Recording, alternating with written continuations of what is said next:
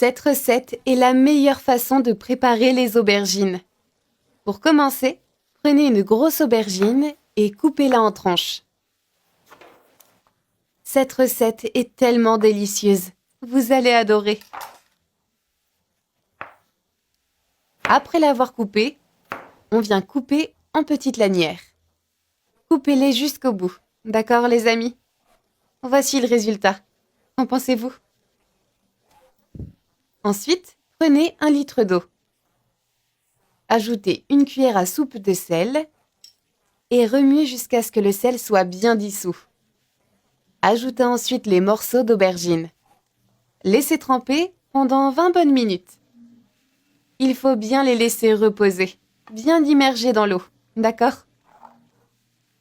Maintenant, on vient ajouter 3 œufs entiers, un peu de sel, du paprika et enfin un peu de poivre noir.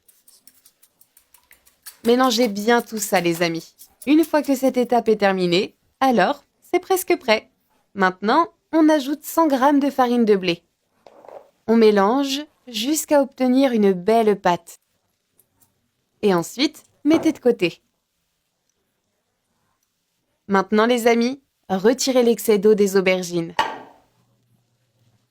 Pour cela, placez les légumes sur un morceau de papier.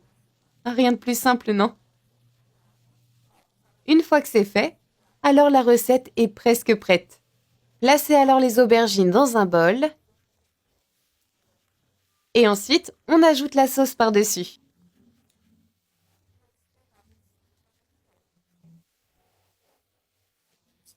Remuez et mélangez bien tous les ingrédients. D'accord les amis? On vient remuer lentement et très soigneusement. Et ensuite, on vient verser de l'huile dans une poêle. Maintenant, mettez les morceaux d'aubergine à frire. Laissez bien frire pendant quelques minutes. Et après avoir frit d'un côté, retournez et faites frire de l'autre côté. Ensuite, à l'aide d'une fourchette, tournez avec précaution.